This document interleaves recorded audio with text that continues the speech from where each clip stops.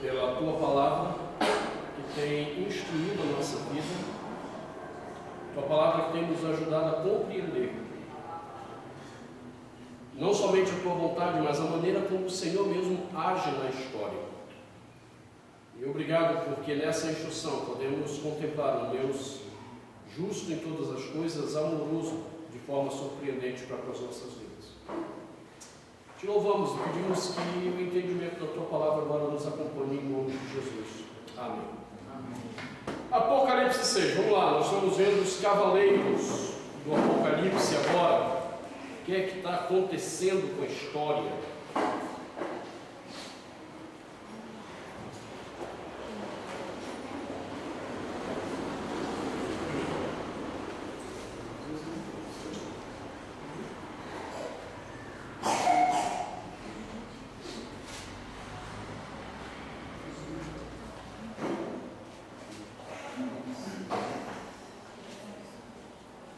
A partir do versículo 1, então, diz o texto: Vi quando o Cordeiro abriu um dos 7 selos, e ouvi um dos 4 seres viventes dizendo, como se fosse voz de trovão: Vem! Vi então, e eis um cavalo branco e o seu cavaleiro com um arco.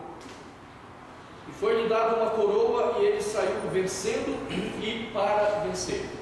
Nós começamos a ver domingo passado, então, que após mostrar a cena do trono, onde Deus está governando a história, capítulo 4, capítulo 5 mostra que o único que foi achado justo e em condições de executar o juízo de Deus foi Jesus Cristo, o Cordeiro de Deus. Ele era o único que tinha condições de tomar os selos que estavam ali, o livro, e abrir cada um dos seus selos. E cada um dos selos trazia exatamente a ideia do juízo de Deus sobre a história. E aí, quando a gente abre aqui o primeiro selo, semana passada a gente fez isso, a gente deu de cara com um cavalo branco, junto com o seu cavaleiro. O que significa exatamente esse cavalo branco? Como nós dissemos, alguns comentaristas querem ver nessa cena do cavaleiro no cavalo branco Jesus Cristo, por causa da figura do branco. Eles associam com a ideia da paz, não sei o que, tá? Porém, há uma informação aqui que precisa ser considerada, uma informação relevante. Aí, irmãos, o povo quer que eu fique no fogo hoje com o culto meu. Obrigado. A informação de que esse cavaleiro tinha um arco. Um arco. Nós dissemos o seguinte: eu não usei essa comparação, mas aí lendo o Carlos Mestre, eu acho engraçado o Carlos Mestre, ele faz umas comparações muito interessantes, que são muito contextuais. Ele diz assim: se a gente chegar aqui hoje e dissesse assim, rapaz, tem um cara ali com arco e flecha, o que viria na tua cabeça na hora? Um índio. Porque arco e flecha na nossa cultura é associado aos índios. E ele diz: se você chegasse na época de João e dissesse, cara, eu vi um cavaleiro com um arco na mão, eles associariam na hora, do mesmo jeito que a gente associa com o índio, aos partos. Nós vimos que os partos formavam um povo que fazia oposição ao Império Romano. Por volta do ano 42, mais ou menos, ao ano 38 a.C., eles chegaram a invadir Jerusalém. E o Império Romano tinha medo deles. Por isso que o Império Romano tentava destruí-lo, mas toda vez que tentava alguma coisa, ele ia lá e descia o cacete dos romanos. Então, essa informação que João está dando, que ele viu um cavalo branco e o seu cavaleiro com um arco, esse arco não tem como não ser associado com os partos. Logo, o que ele está dizendo não é sobre o cordeiro. Como nós vimos, ele está falando de povos guerreiros que Deus enviava, essa é a ideia, Deus enviava para punir opressores.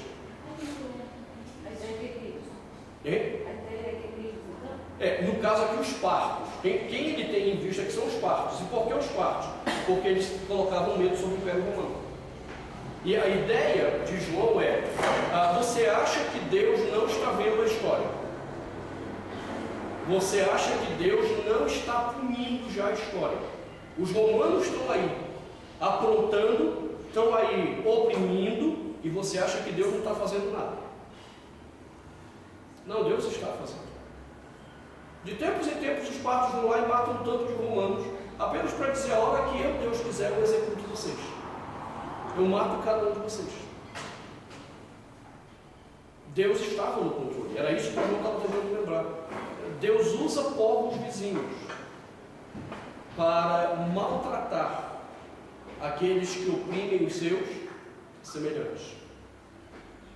Então nós vimos essa questão de como Deus opera a história. Por isso que nenhuma guerra está fora do controle de Deus. Nenhuma guerra. A gente às vezes só tem que lamentar, porque a guerra obviamente traz dor, a guerra traz perdas muitas das vezes injustas, mas Deus está no controle delas. E o próprio Deus é que está enviando essas guerras para juízo dele contra os opressores. Nada mais que isso. O sofrimento é uma dica do exato? Não tenha dúvida. Hitler é um endiabrado, um filho do cão, amigo do capeta. Mas como o próprio diabo é usado por Deus, Hitler foi apenas um instrumento de Deus para punir a Europa e, de uma forma, em definitivo, os próprios judeus. O pessoal não gosta disso quando eu falo, porque eles acham que eu tenho algum espírito antissemita. Eu não tenho nenhum espírito antissemita. Eu amo demais os judeus. Tanto é que estudo a cultura deles, a língua deles. Eu aprendi hebraico porque amo os judeus. Mas eu não posso fugir do fato de que o que aconteceu na Segunda Guerra Mundial, com eles especificamente, foi o cumprimento do que o Senhor Deus havia determinado lá no Calvário. O que aqueles infelizes falaram no Calvário? Caia sobre a nossa cabeça o sangue desse homem. Caia sobre a nossa cabeça o sangue desse homem. Que homem? Jesus. Quem era Jesus? O Deus vivo. Aí começa, 70, Roma invade Jerusalém, destrói Jerusalém e expulsa os judeus de lá, tendo matado milhares. Aí eles vão e fogem. Os essênios, que já previam que aquele negócio ia acontecer, os romanos invadiram e mataram os essênios. Eles vão para Massada, e lá eles são amassados. Mais de 100 mil judeus foram executados pelos romanos, isso por volta do ano 135 depois de Cristo. Aí eles veem que o negócio está feio por lá, tudo isso depois da crucificação do Senhor Jesus. Aí eles se espalham pela Europa desesperados, tentando sobreviver. Aí encontram algumas pequenas perseguições. Logo depois a Igreja Católica vem e começa a matar os judeus também. Não queria se converter, morre. Mata o desgraçado. Você matou o Salvador. É muito doido. É a vingança cristã. Aí vem a reforma, é quando eles experimentam um período de paz. Por quê? Porque os reformadores entendiam o lugar dos judeus na história. Calvino, Lutero, essa turma toda entendia o lugar do judaísmo na história. E aí, à medida que os países foram se convertendo ao protestantismo, os judeus foram buscando proteção em países protestantes. Apesar do Lutero ter pisado na bola no final da vida, né? Lutero é engraçado. Lutero, ele, assim, no início da reforma, ele diz o seguinte, que os judeus eram incompreendidos pela Igreja Católica. É por isso que a Igreja Católica perseguia os nossos irmãos judeus. Aí Lutero dizia também que se eles compreendessem de fato, lhes fosse pregado com amor quem era Jesus, eles viriam e aceitariam Jesus como Messias. Aí eles começam a receber os judeus na Alemanha, que é onde tem um grupo muito forte que são os Hassiditas. E aí Lutero, lá, o luterano tentando converter os caras, mostrando que não era tão simples o negócio. Que essa ideia de que Jesus era o Messias e tal, eles tinham que provar muita coisa, que não era assim simples. E aí depois de anos dessa batalha, os judeus não se convertendo, Lutero, já perto da morte, fica revoltado. Aí começa a dizer, não, ele não chegou a mandar matar, mas ele começa a dizer, esses cães do inferno, esses endiabrados dos judeus. O cara perdeu a paciência. Aí você sabe o que é triste? É porque Hitler pegou essas frases de Lutero para dizer à igreja alemã, que era luterana, que o próprio Lutero havia dito que aqueles judeus eram todos miseráveis, tinham que morrer mesmo. E ganhou a simpatia da igreja luterana, da Alemanha. Por isso que Hitler conseguiu fazer o que fez. Entendeu? Mas até a Segunda Guerra Mundial, por causa da reforma, os judeus tiveram um tempo de paz. Tanto é que no século XVIII e XIX, eles começam a organizar o sionismo. O sionismo é o último sistema político judeu, que é o que prevalece até hoje, que tratava da volta para a terra e como eles implantariam um reino teocrático quando voltassem para sua terra de novo, que é o que eles praticam até hoje. Aí veio a Segunda Guerra Mundial. Em que contexto nasce a Segunda Guerra Mundial? Primeiro, vamos lá. O Ocidente, principalmente a Europa, estava fazendo a colonização de países asiáticos. E ali da Índia, aquela região toda. Como é que foram feitas essas colonizações? À custa de opressão. Opressão. Quem é o último país a chegar na corrida de colonização? A Alemanha. Porque a Alemanha levou muito tempo para se organizar como país. A Alemanha, enquanto país, ela só existe no final do século XVIII e início do século XIX, com o Bismarck. Bismarck é o cara que unifica de fato a Alemanha. Aí ela se torna um país. Aí ela quis entrar na corrida da colonização. E aí quando ela quis entrar, Portugal, Espanha, Inglaterra, França e Holanda disseram não. Não quiseram dar espaço de expansão territorial ou geográfica para a Alemanha. Isso foi suscitando vários desentendimentos políticos. E aí a Alemanha declarou guerra. Se juntou a mais dois, aliás, na Primeira Guerra, e formou o eixo para tentar quebrar o monopólio de colonização. E o que é que a Primeira Guerra trouxe? Uma guerra que devastou a economia europeia. Quem está por trás disso, irmão? Segundo o primeiro cavaleiro que a gente está lendo aqui, o que ele representa? Deus. Quem envia a guerra? Deus. Ele já havia dito isso por meio do profeta Isaías. Eu crio a guerra, eu faço a paz. Pastor, mas fala para a gente orar pela paz em Israel, não é? Jerusalém, de Israel. Só.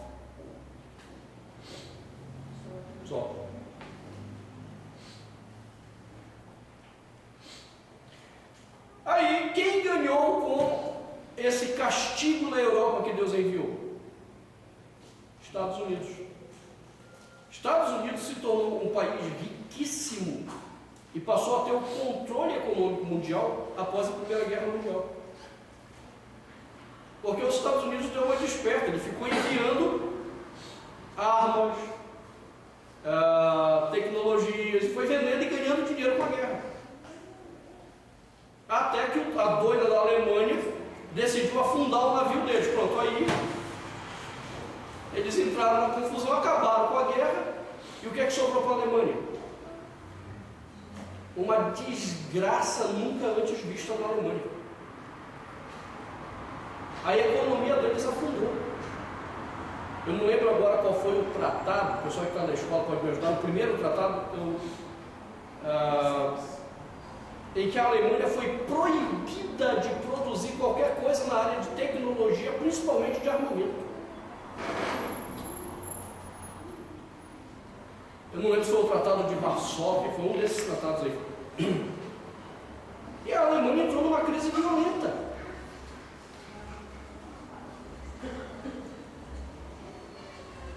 Eu não lembro direito, mas só para você ter ideia, a inflação alemã, o pessoal ficou horrorizado aqui na época que a nossa inflação era 80% por mês. A inflação alemã chegou a aproximadamente 1.500% ao mês. Dá para você entender a loucura disso? O país estava na pobreza total, no miserente desgraçado. E em vez dos países que venceram estender a mão e tentar ajudá-los numa outra perspectiva, a ideia era punir a Alemanha.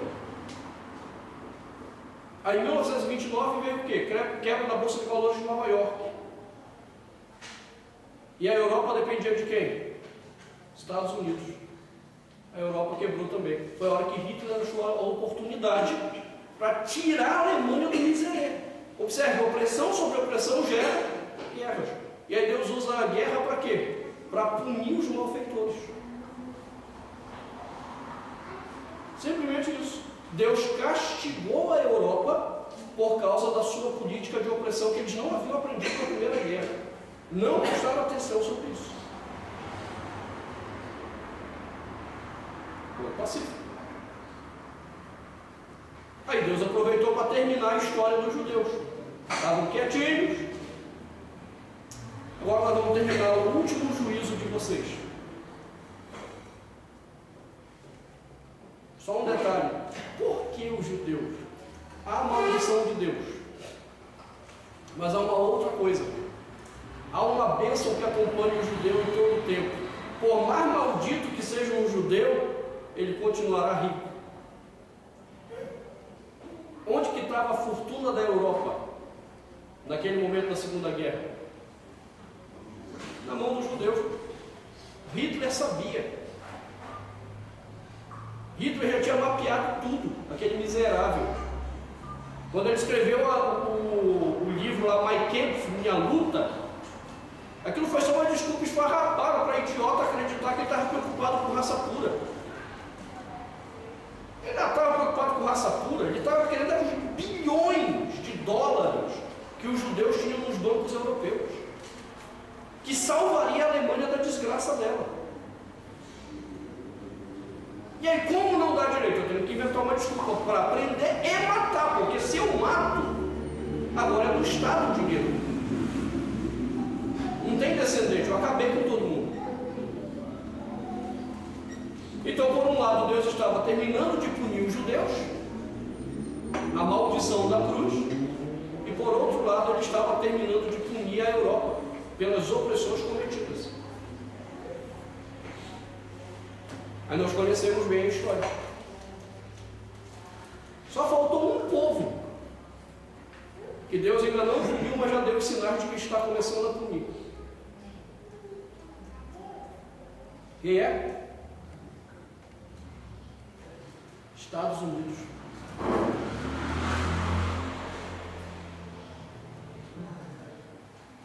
Estados Unidos está na rota de punição de Deus.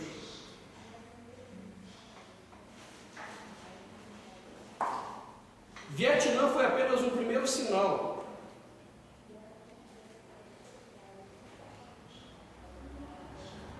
Qual foi o próximo sinal? 11 de setembro, 7 de setembro, 11 de setembro de 2000, né? 2002. Eu estava na sala de aula, dando aula de história quando aconteceu isso.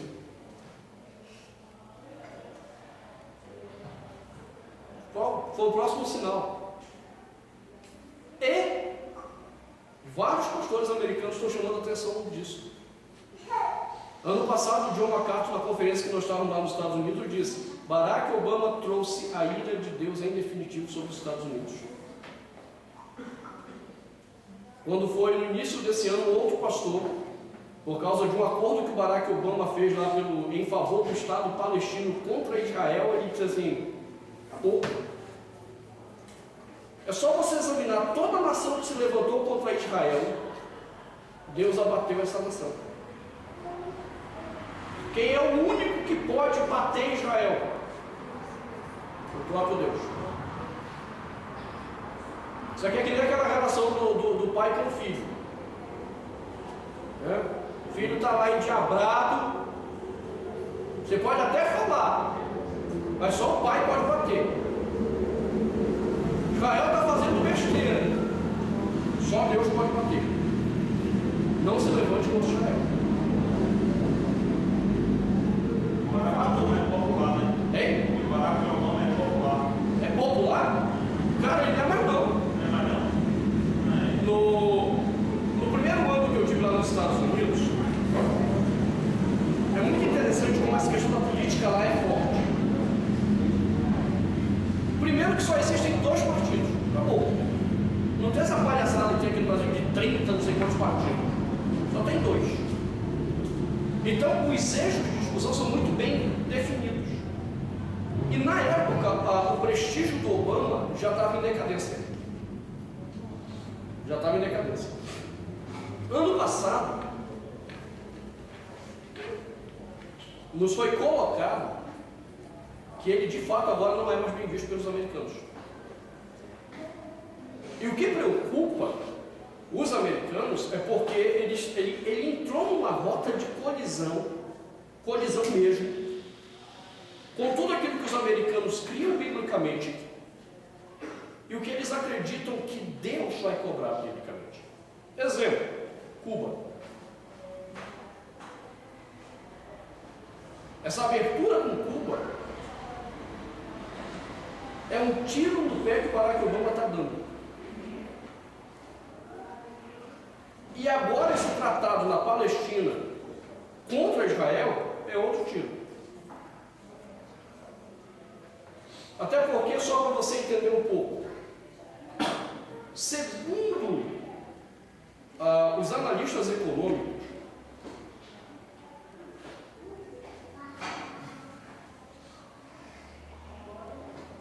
aproximadamente 80% da economia norte-americana, da riqueza norte-americana, é de judeus.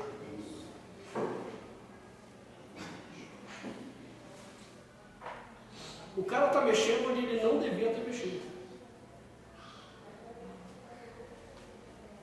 Quando o primeiro-ministro de Israel foi chamado agora recentemente para falar do parlamento lá deles, Barack Obama sequer foi ouvir. O que ele está dizendo para Israel? Estou contra vocês. É bom você prestar atenção onde você está mexendo. Brasil, depois que o Lula fez as besteiras de apoiar o Yasser Arafat uns anos atrás, Israel está monitorando tudo. E o que é pior, Deus está do lado de Israel.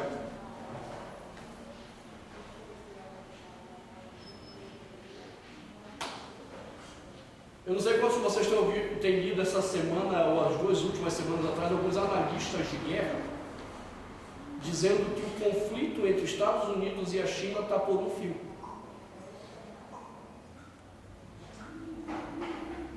Você acha quem está preparando a guerra? Você tem dúvida que é o Senhor? O que é que o primeiro cavaleiro nos avisa? Como é que Deus executa os juízos dele contra os povos? Ele levanta povos para guerrearem entre si e executarem aqueles que ele quer executar. Deus apenas manipula o jogo como um xadrez, como um xadrezista, só isso. Roma estava lá no poder, ninguém jamais, é que nem os Estados Unidos, quem é que imagina que os Estados Unidos caem em pouco tempo? Dá para imaginar isso? Não, ainda mais quando você vai lá, como eu tenho ido nesses 2 últimos anos, você vê um país rico, próspero, o negócio tudo funciona. Você diz, não, se aqui cair, não. Ninguém dizia que Roma cairia. Só que o primeiro cavaleiro dizia, é assim que eu vou acabar com Roma. Eu vou levantar guerras e acabar com esse povo. Cadê Roma? Fala para mim, cadê Roma? Existe? Acabou. 476 depois de Cristo, no Ocidente não existia mais Roma, estava dizimado. Sobreviveu no Oriente. 1453 Deus decidiu acabar de vez com Roma. Deus não tem pressa. Ele apenas vai executando a história dele. Primeiro cavaleiro nos lembra disso.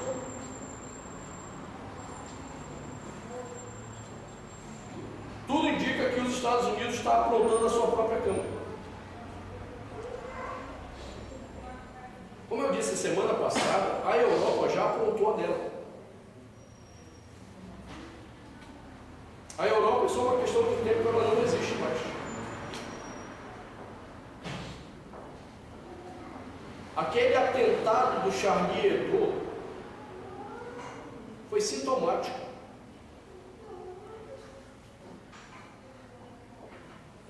A França hoje, ela está dominada pelo quê? Muçulmanos.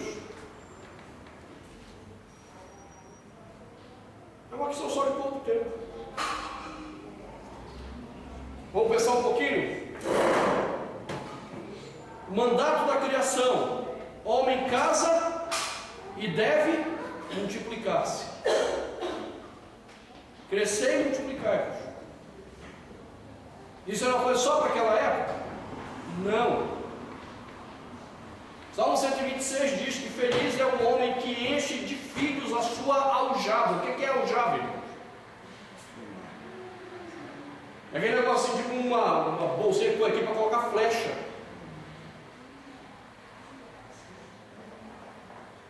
Porque são os descendentes que mantêm a hegemonia ou a proteção ou a segurança de determinado grupo. Aí na França, quantos filhos por casal? Menos de 1, é 0,8 alguma coisa. Isso aqui é o censo francês. Os franceses não querem filhos, eles querem cachorros. Sério. Há inúmeras casas na França que não tem filho nenhum e eles têm 2, 3 cachorros. Aí os muçulmanos vieram. Os muçulmanos querem cachorro. Não, os bichos são que nem coelho, é um atrás do outro, filho. E o negócio só não é mais porque na França eles não podem seguir a lei da sua religião. O que é que a lei da religião muçulmana diz? Que um homem pode ter até 5 mulheres. Desde que ele dê provas que ele ele pode sustentar, ele pode ter 5 mulheres. Então tu imagina um muçulmano que tenha uma vida mais ou menos, ele tem 5 mulheres, quantos filhos? Multiplica isso, em média, são 6 filhos no mínimo por muçulmano, por mulher muçulmana. Vezes 5, 30, uma única família multiplica 30 filhos. Na França tem quantos mesmo por casal? Menos de um, tem 3 cachorros. Dá para você entender que a matemática é bem simples. Os muçulmanos já dominaram a França. Aí quando veio o atentado do Charlie Hebdo, o que é que descobriram? Só isso?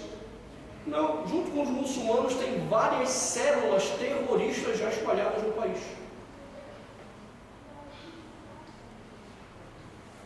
Aí o mundo ficou horrorizado. Aí veio o dado pior ainda. Adivinha onde que as células terroristas são maiores do que na França? Inglaterra. A Europa, do ponto de vista prático, está dominada. É só uma questão de tempo. Por que os muçulmanos ainda não conseguiram isso nos Estados Unidos? Porque o americano ainda gosta de fazer filho. A família americana tem em média 4 filhos. É por isso que lá tem cada carro de 7 lugares que tu fica de queixo caído. Até hoje eu estou pasmo com o Quest. Tá louco, velho? Eu fui lá no fundo para ver como é que era esse negócio. Você cruza a terra, tem. Ah, beleza o carro. Aí aqui tu vai comprar um de 7 lugares que tu vai exprimindo lá atrás. Não pode mover a perna, abrir a boca. Oi, filho. Você lembra daquele lá de 8 lugares? Nós fomos num de 8 lugares, exatamente, grande, né? O americano ele tem esse negócio de produzir carro grande porque ele ainda tem esse negócio de ter muito filho. O intérprete do Bob Jones, que vem aqui em julho, o Patrick McCreary. O Patrick, ele é um brasileiro, filho de americano. Toda a formação dele é de dupla cidadania. E aí ele foi embora para os Estados Unidos, casou com uma americana, e aí ele voltou como missionário para o Brasil. Então ele fala muito bem as 2 línguas. O cara tem 5 filhos, são 5. Perguntei para o Guto. Então animadinho ainda, parece que não acabou. Mas é que nem o Pedro e a Carla ali. Eles querem ter 6. Vocês estão que nem padrão americano. Eu quero dizer para vocês que não tem jeito, aqui a gente tem que pagar em real, não dá para pagar padrão americano.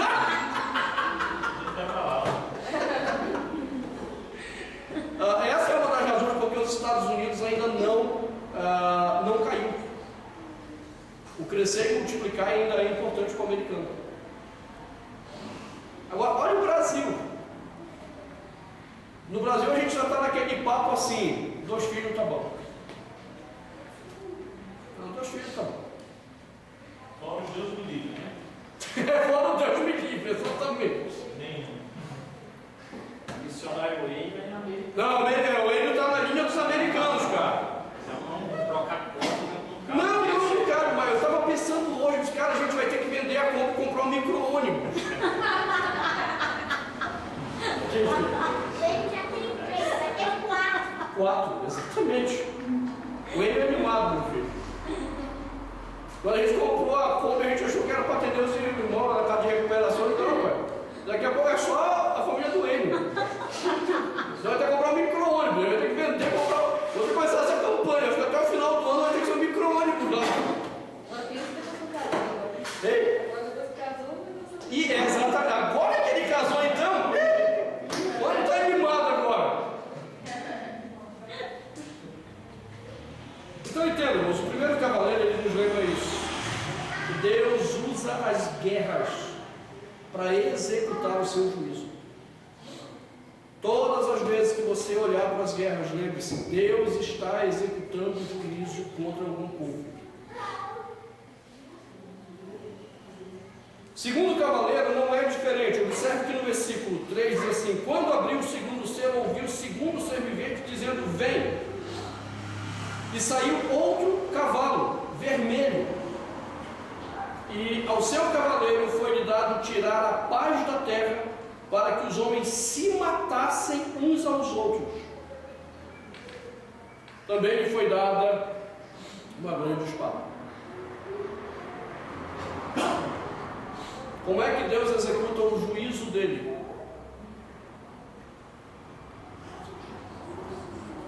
Ele tira a paz dos homens para que os homens se matem.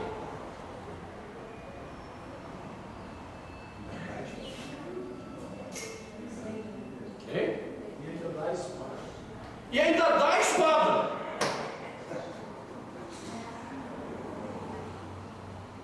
O senhor lembra, sabe quando a gente estava lá na escola?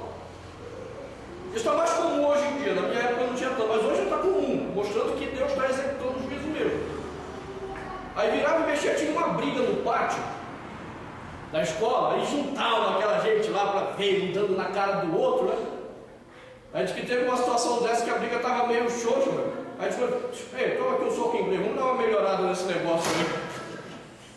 Assim diz que é Deus. Quando ele começa a executar, ele não apenas tira a paz dos homens, ele ainda dá a espada para os homens terminarem de se matar. E o que é que ele está fazendo com isso? Ele está executando o juízo dele contra a história. Paulo nos diz isso de uma forma muito interessante, só que ele aplica ao caso dos homossexuais. Mas isso não se aplica só. Os homossexuais ali é um exemplo do que Paulo disse em Romanos. Pegue na sua Bíblia. Romanos capítulo 1.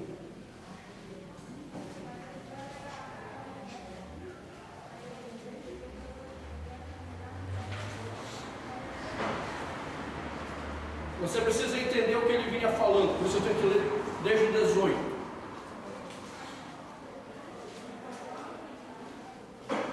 Romanos 1,18 diz assim: a ira de Deus se revela do céu contra toda a impiedade e perversão dos homens. Observe, contra toda impiedade, não é uma impiedade específica, qualquer impiedade e qualquer perversão, que detém a verdade pela injustiça. Eles abandonaram a verdade e passaram a viver segundo a injustiça. Então a ira de Deus se revela. Aí ele continua: porquanto que de Deus se pode conhecer, manifesta entre eles, porque Deus lhe manifestou. Paulo vai dizer, não é por causa da ignorância deles. O que é necessário saber sobre Deus, esses homens sabem. Então abandonar a verdade pela injustiça não é por ignorância. Paulo continua: porque os atributos invisíveis de Deus, assim seu eterno poder, como também sua própria divindade, claramente se reconhece desde o princípio do mundo, sendo percebido por meio das coisas que foram criadas. Tais homens são por isso indesculpáveis, porquanto, tendo conhecimento de Deus, não o glorificaram como Deus, nem lhe deram graças, antes se tornaram nulos. A ideia da palavra grega aqui é vazios. Eles se tornaram vazios em seus próprios raciocínios, obscurecendo-lhes o coração insensato. Inculcando-se por sábios, tornaram-se loucos e mudaram a glória do Deus incorruptível em semelhança da imagem do homem corruptível, bem como de aves, quadrúpedes e répteis. Olha agora a consequência: porque eles inverteram a verdade pela injustiça, porque eles não glorificaram a Deus, por isso Deus entregou tais homens à imundícia. O que foi que Deus fez? Ah, é isso que vocês querem? Então peraí, deixa eu dar uma forcinha. E a palavra grega entregar é Deus os empurrou a. Foi o que eu falei hoje de manhã lá no discipulado. Deus colocou ladeira abaixo. Ah, você está querendo descer a ladeira? Deixa eu te dar uma força, vai! E Deus os entregou às suas imundícias.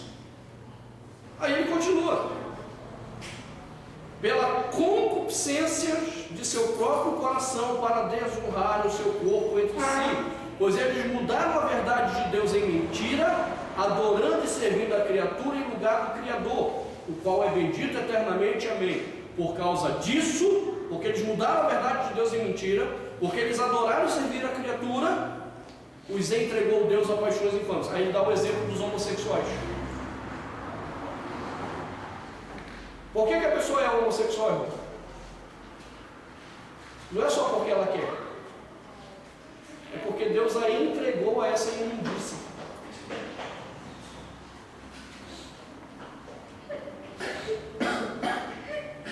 Dura, né? Mas é isso aí.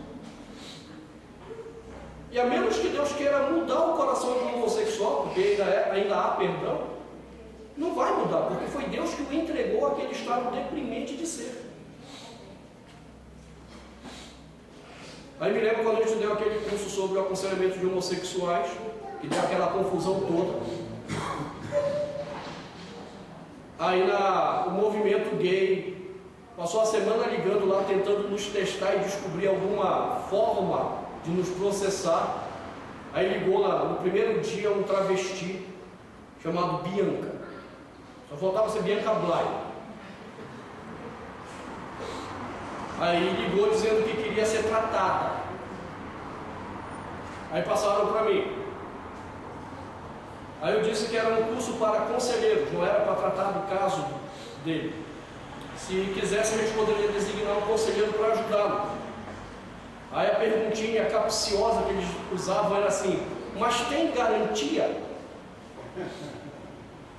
Aí eu disse assim: olha, isso não é uma questão de garantia. Primeiro, eu não sei se realmente você quer ser mudado.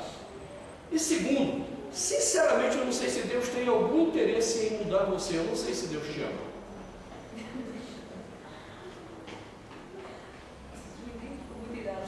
Silêncio absoluto, porque eles não esperam isso.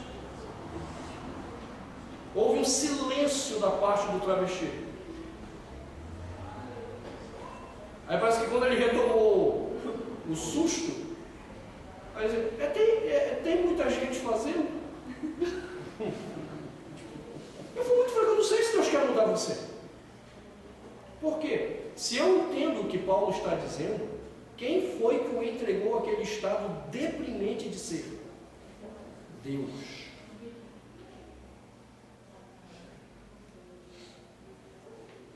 E a menos que Deus queira, você não muda. Você vai continuar gay.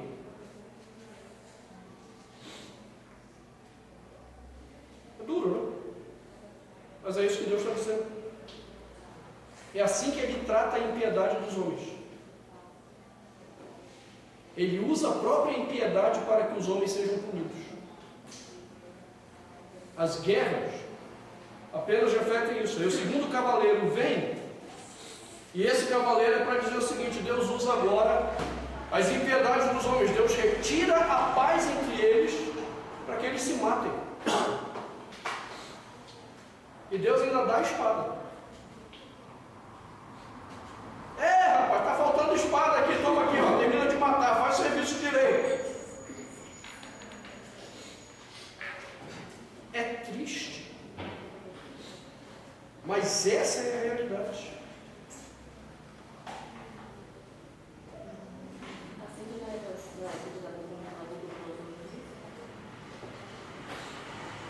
Como nós vimos hoje de manhã, se foi na época de Nabucodonosor. Você acha que Deus, que não poupou o próprio Filho para cumprir o seu propósito, vai poupar homens pecadores?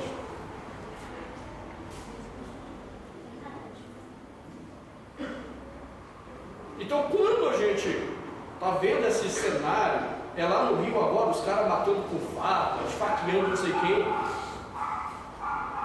quem está por trás disso? Deus.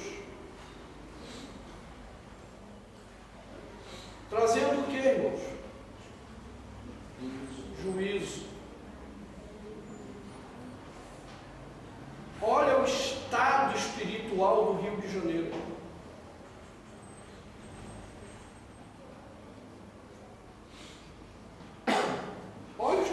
pessoal ouviu.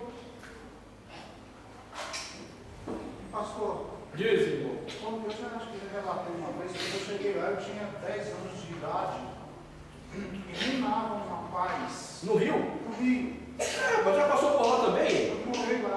Olha só, A minha infância e uma parte da minha adolescência. E, assim, a imagem é muito viva, porque eu era criança em 66, né, quando eu cheguei lá, o comportamento da sociedade era assim, era um povo que se sentia seguro. As ruas eram cheias à noite, as pessoas na calçada, a gente jogava bola à noite, soltava pipa à noite, morava em Madureira. E hoje é controlado, inclusive, pelo narcotráfico. Porém, a decoração, já naquela época, em 66, chamou a minha atenção. Porque eu era uma criança, foi o primeiro lugar onde eu vi um travesti e eles interagiam com muita desenvoltura. A sociedade carioca aceitava aquilo com maior tranquilidade, né? A roupa das mulheres, né, chamava atenção, a saia, o homossexualismo, né? Até eu lembro de um camarada que era vizinho nosso lá, ele era casado, ele trocou a mulher com outro cara e foi morar com aquele cara, ali no bairro mesmo, né? E aquilo não parecia uma coisa assim, o que me espantava é que as pessoas pareciam aceitar aquilo com uma naturalidade muito grande, né? Então, a polícia subiu o morro do Rio de Janeiro, era com 38, né? Atrás de traficante, não tinha esse crime organizado, não tinha nada. E apesar de toda a imoralidade e a depravação, a gente percebia que tinha paz mesmo, né? E hoje o quadro, né, assim, comparado com 40 anos atrás, é aterrador, né? Assustador, porque todo mundo, especialmente quem não é de lá, tem medo, no caso, eu não sou de lá, eu tenho medo de Rio de Janeiro, justamente por saber como é que está o clima, o ambiente, o comportamento da sociedade carioca, né? E vejo exatamente dessa forma mesmo, o que está acontecendo hoje no Rio de Janeiro, de fato, entendo o juízo de Deus mesmo sobre o Estado. Está só começando. Só para poder fechar isso, qual é a relação do segundo cavaleiro com o quadro apocalíptico de João? Do mesmo jeito que os partos era a referência para que eles interpretassem o que estava acontecendo, o que estava acontecendo em Roma no final do primeiro século? Simples assim: escassez de terra, consequentemente de alimento entre os romanos, comércio enfraquecido. E o que estava acontecendo então dentro da sociedade romana? Não era só promiscuidade, que já alastrava desde a época, principalmente de Calígula. Depois de Calígula, o negócio desandou em Roma de vez, com um negócio assim doido. O que alastrava lá? Assaltos, mortes de romanos contra romanos. Eles estavam começando a se matar. E o que Deus estava dizendo para os irmãos que estavam debaixo da perseguição? Vocês acham que Deus não está fazendo nada? Ele já enviou o cavaleiro da morte, que traz a confusão entre os homens. Uma sociedade que entra em colapso de relacionamento entre seus pares é sinal visível de que a ira do Senhor já está se manifestando. Simples assim.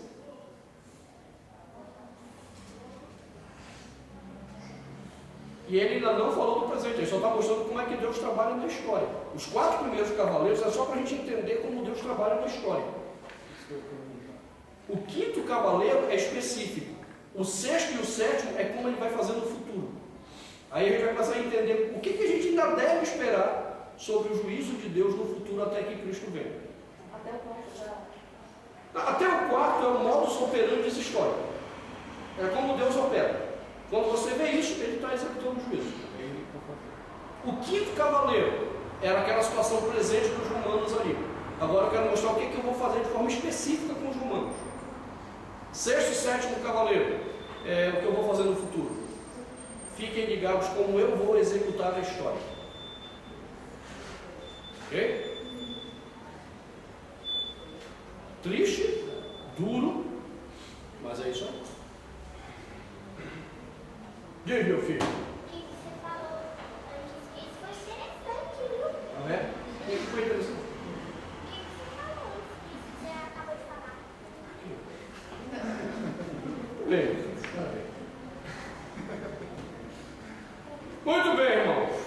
Isso significa que lá em casa a gente vai ter alguma conversa sobre o assunto. Já estou vendo aqui. Né? Saber o que foi interessante. Muito bem, eu gostei de ver a sua participação.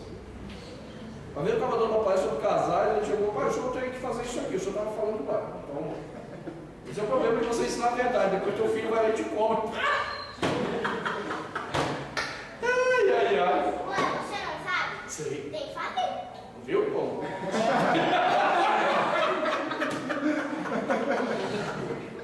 Salomão tinha